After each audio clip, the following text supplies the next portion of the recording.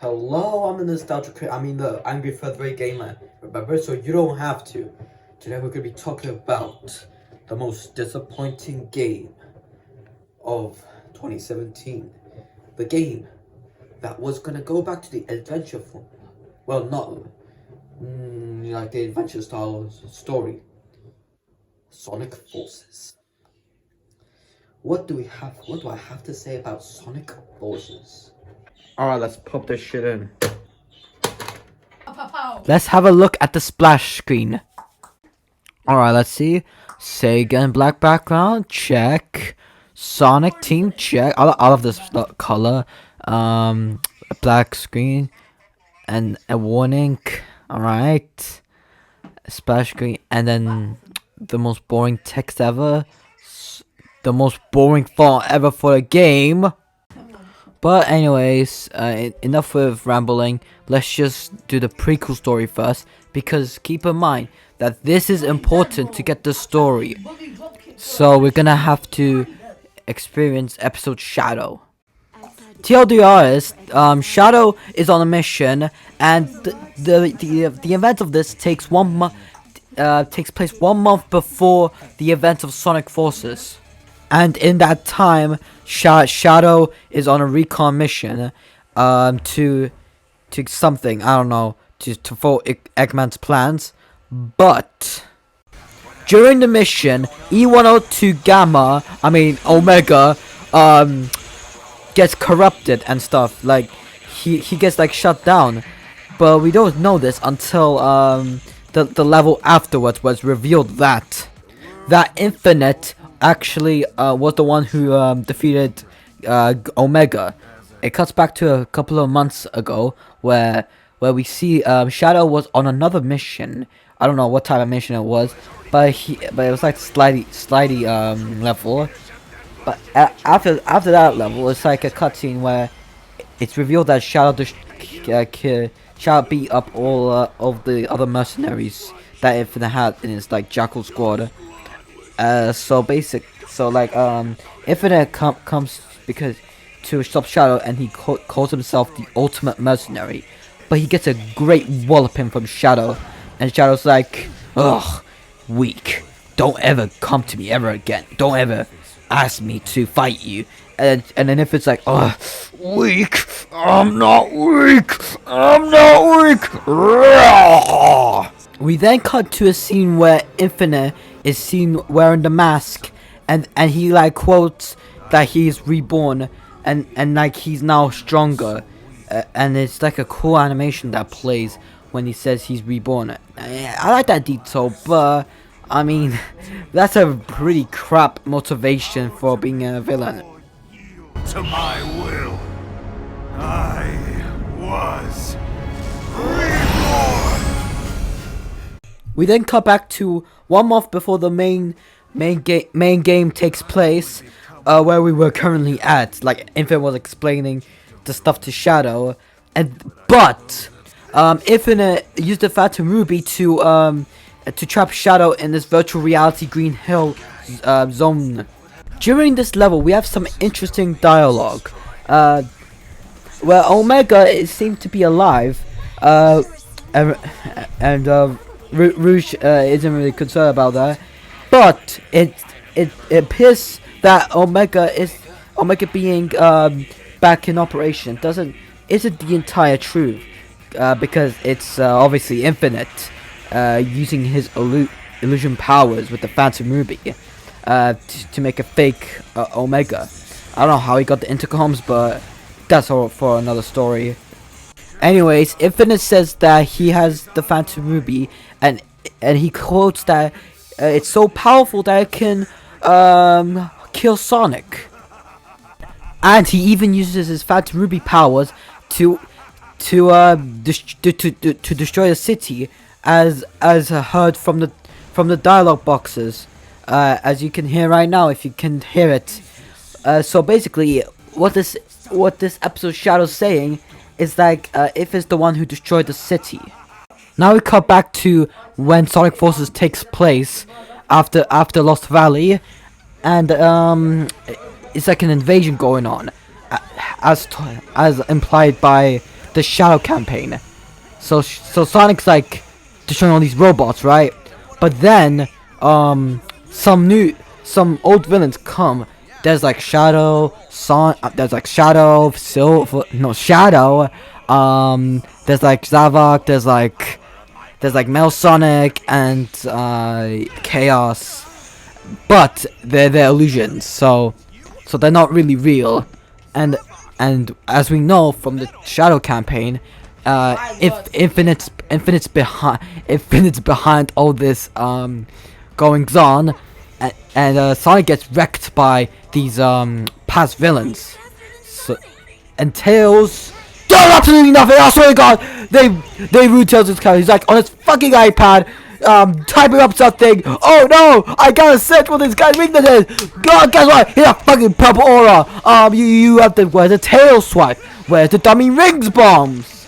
Where's the fucking? You can jump, Tails.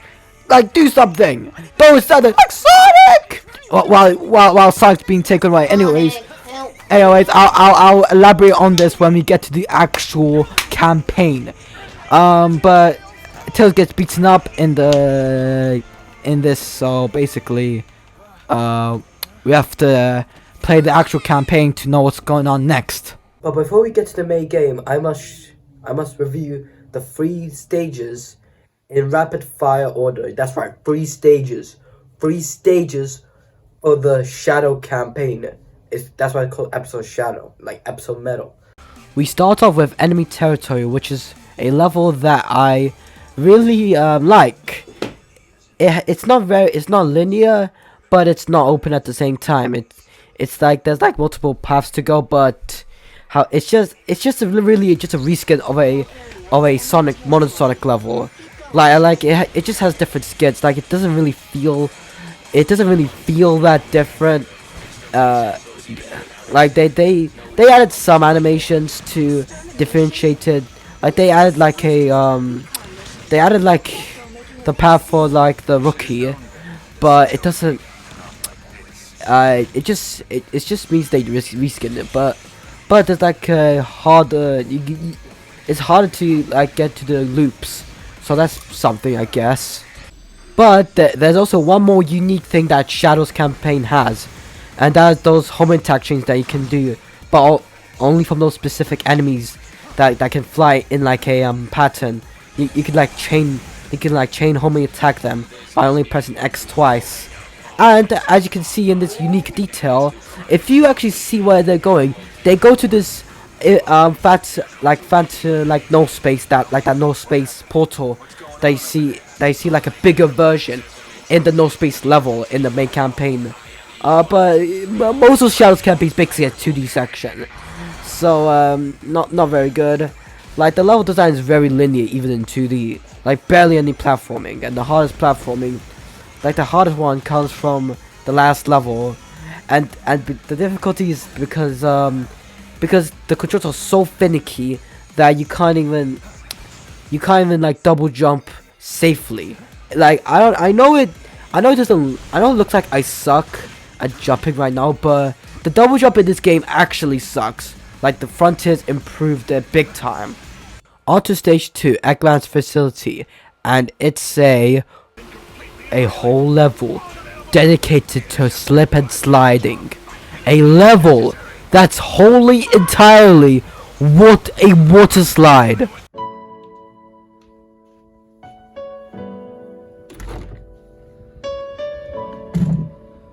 You know, what is the point of this? A water slide section. A whole level dedicated to a water slide. Wow, why am I doing this? Why have I chosen to do this task of reviewing a mediocre Sonic game? The worst mainline Sonic game, if you will. I mean, I don't know why I'm doing this. What's there to gain? But I know what I must do. I must review Sonic Forces till the very end, because I know for a fact that I must achieve my goal of finishing Sonic Forces and giving it a score. I'll giving it an opinion, and then It'll be over. The torment will be over. The pain will be over. I do not have to review this game ever again. I can review better Sonic games. So let's do this. Let's go to the very end of doing the main story and finishing this game once and for all. But before we go to the main game, we must do one more level of Shadow's campaign. I don't know how much I can endure it, but let's hope that I can survive. The fuse, he's a rocket and he's ready to go. Cause now the countdown has started and he's ready to blow. He's got the dope sounds bumping and his stereo. Fast, fast, putting on a show. Don't wanna get yourself together, there's no time to rest. And if you put the time in, he'll put you to the test. He's like a running man in his world war is less. And if you wanna test him, best bring your best. Don't make me Okay.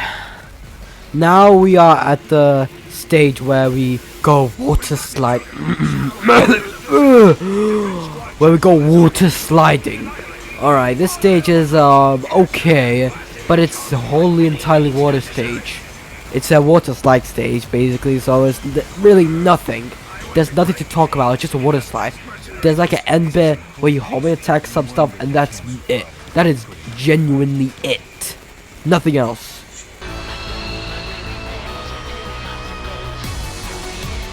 Next and last stage is virtual reality in Green Hill. Even though Shadow never went to Green Hill, but whatever. This stage is the hardest stage in this whole DLC by far. There's like these red square things attacking you, like trying to home into you, and there's like story details revealed where Omega is like infinite in disguise, but that's okay. The platforming in this is alright. It's just a lot of waiting though, so it's kind of boring. Like not much of substance in my opinion. I mean, we could do that cool stomp attack, but that's pretty much it. It's just mediocre 2D platforming where it's so slow. But I mean, the end part is pretty good. The end parts are a pretty good spectacle. When I first played this game, however, I couldn't do that spectacle. Like that first part was hard for me not to get hit in. And the S rank times are more challenging than the rest of the game, but that's pretty much all the content you get out of this mini DLC. So this DLC is not really that good. It's not really like, it doesn't really add anything to the game. It just adds more story bits and pieces into the whole experience. Now let's move on to the main game, where we can select our difficulty. I suggest you select hard because it's an actual difficulty. Normal is for babies, but anyways, I'll now continue the story where Eggman seems pissed that he can't defeat Sonic, and then we see Infinite in a test tube, like a lot of clones of him. You can see in the background, or not. I don't think so, but I think there's only one Infinite. So this implies that Infinite was meant to be a robot, but in episode Shadow, it was revealed that he was just a jackal. I mean, to be honest, this cutscene can still work because it looks like he's kind of in surgery. So it's not really a plot hole, but I just want to warn you there. Anyways, we're in Lost Valley, and look at that. I can't move left and right, and a hint bubble at the middle, as if I didn't pick hard mode. And look at this. Look at this. It's a pretty good. I forgot I slided. But anyways, the slide actually gets you so much momentum in this game, and the boost is pretty good. The boost has a Persona style, if you know what I'm saying. It's like more stylized. It's like more anime. even has every time you boost, it even has that filter where it makes you feel faster. But this level is a clone of a Green Hill Zone, but it's not really. I don't get the whole Green Hill hate. Like, they just used the Green Hill aesthetic, which I know it's a bit generic and bland, but it's like different level design. There's sand everywhere. Green Hill's looking a lot more like Sand Hill right now. Just regarding that line, the stage ends pretty mediocrely, where I try to imitate the Sonic Unleashed speedrun tactic. It does feel faster though, to be honest. And it ends like this. It just ends abruptly. It like ends right there. Well, I swear I can see Sonic in the distance, but that might be just me. I already went over this. Skip. Now we see that there's a resistance formed after Eggman's invasion of the city, where they feel like they're hopeless. Like they explain that people are feeling despair. And there's Silver here as well. I don't know why Silver is here, and I'm not reading the goddamn comic that was released by the time this game released, because they should be explained in the game itself. I guess Ian Flynn had to fix the issues, but Charmy's there, Espio's there, Amy's there, but Tails not here. You know why? Well, apparently Tails had lost it. He lost his mind. Anyways, before I go on rambling about Shadow 759's theory, this is basically where we create our custom avatar, which the options that are provided to us are very in detail, so you can customize anything. I spent like so many minutes trying to make my avatar look like the avatar from the box art, which is teal in the box art instead of red from the promotional material for some reason. I actually don't know why they did this. Like, it was red in the advertisements. Why'd you make it teal?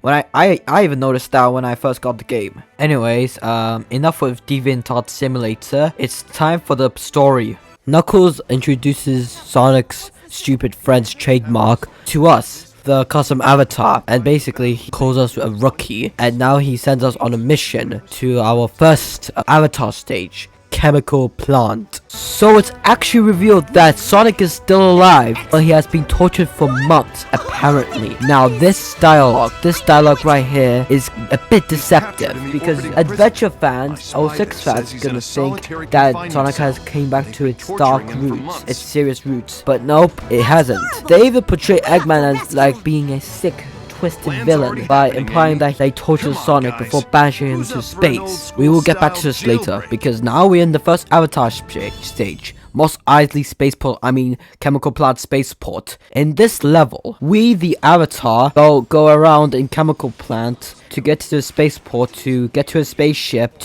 so we can go to the Death Egg to rescue Sonic. And as SPO told us, apparently Infinite is on here as well. Now onto gameplay, where we can see that this moment right here is pretty cool, where you can swing 4 times by just pressing the X button, so there's like no substance at all. It's not difficult, like at least in the earlier games in the Sonic series. It was more of a challenge to have spectacle, because you will actually be more engaged into gameplay. And speaking of spectacle, here is another cutscene. Look at that.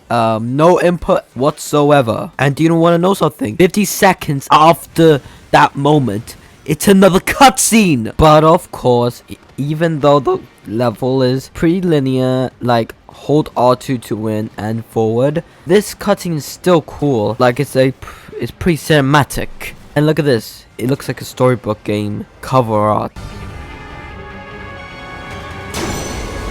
This latter half of the stage is the most shortest. It's so short that after you get past the loop, you go straight into the final rail section, which is technically a cutscene. because you could just literally do nothing and still win. Next episode is Ghost Town, and now we reach the cutscene where Tails goes insane, and since he misses Sonic so much, he actually defeats Chaos Zero, and Classic Sonic is just a figment of his imagination. That's why he says "I think" after he explains why Classic Sonic is there. Alright, this review has gone for way too long, so now I'm just gonna review some gameplay and go through some story beats. So Classic Sonic's gameplay is so scuffed, it's not even comparable to the classics. If we compare it to Sonic 4, it's way better than Sonic 4 episode 1 and 2, but that's not a standard that we should go for, especially because that this Classic Sonic's based on the Generations one, which is very good, even though the momentum is not right, but the spin dash is like super fast. But in this game, the spin dash is so mild at best. At least with Generations, you get like euphoria in how fast you're going, but in Classic Sonic, it just feels so unsatisfying in this game. Like, every jump is so heavy. I know, right? Classic Sonic being fat, but every jump feels like you're jumping with like a 500 kilogram ball. It's like so heavy that it's like so inaccurate to do precise jumps just like that. And not to mention how there's so much speed pads go through hoops. But in like later levels, there's like no speed pads to help you traverse around the loops. So now you can see how flawed Classic Sonic is in this game. Like his momentum stops mid loop. And even like in inclines where he just stops his momentum like mid slope. So overall, Classic Sonic doesn't feel satisfying to control.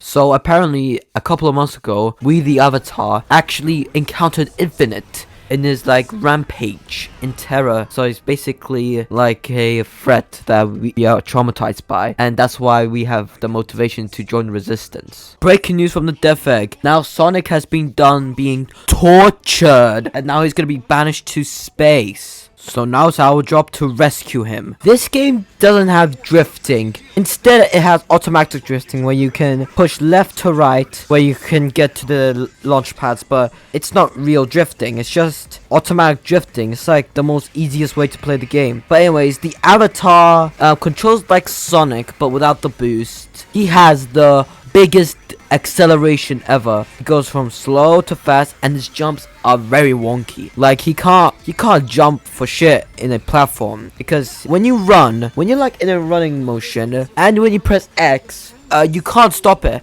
You can't push back or like push down to like position it, because it's just stuck in that direction. So to do like precise platforming for the Avatar, you have to be as slow as possible and like gain some momentum, but not fast enough that you don't overshoot it. So it's like very wonky to play as the Avatar, but in conclusion, he's just basically Sonic without the boost and with a gun. The first boss fight is Zavok. And I want to say that you guys are actually fucking stupid. All you have to do when Zavok's Beast Shadow comes in, you have to wait and not jump out of the way of the shadow. And then you can spam X when you're in the air. After we beat Zavok, the Death Egg starts to shake him a little bit, so that's Sonic's cue to leave. So now we can review some Sonic gameplay. So Sonic's gameplay is basically his boost formula. Not his adventure formula, his boost formula. Like how he controls in Generations, Colors, and Unleashed. But not really, because Sonic has the same problem as the Avatar. Like his acceleration's so fast that you can't even control it. But when you're boosting, it's not really a problem. So that's why the Avatar's more flawed than Sonic. So now us the Avatar is getting cornered by the weakest robots in the game, where we get saved by Sonic, and then after that ordeal, we and Sonic go to the spaceship to get out of the Death Egg. Also, Eggman has a secret base in Green Hill, so we gotta blow that joint. Now the gameplay of Sonic and the Avatar is basically the same as Sonic. So it's just combining Sonic and the Avatar, so Sonic can boost and the Avatar can shoot, so you can just use their abilities at the same time. And speaking of new abilities, check out the double boost. This ability was so overhyped. It was like in the trailer as well. it's pretty cool. I like it. The effects are pretty cool, but it's not really much of gameplay. But it feels cool, so that's pretty much it. It's like a spectacle. Again, this game is spectacle the Sonic game. Oh, and the level's fun, I guess. It's pretty fun as well, and pretty open, making it a pretty decent level for Sonic Forces. The next noteworthy level for Sonic Forces is Luminous Forest, where we go through a forest, and it's like the most automation example that people bring up for Sonic Forces, and it's the level with the half pipe emulating Sonic 2, and it's the level with the snake, so it's awesome.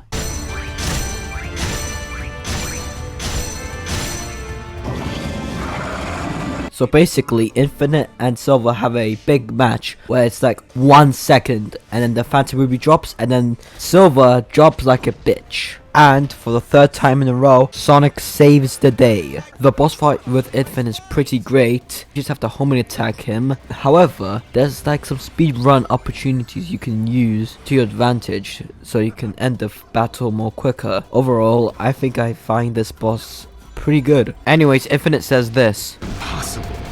Your abilities exceed your previous data. Unlike mechs, I can grow. I get more powerful every second.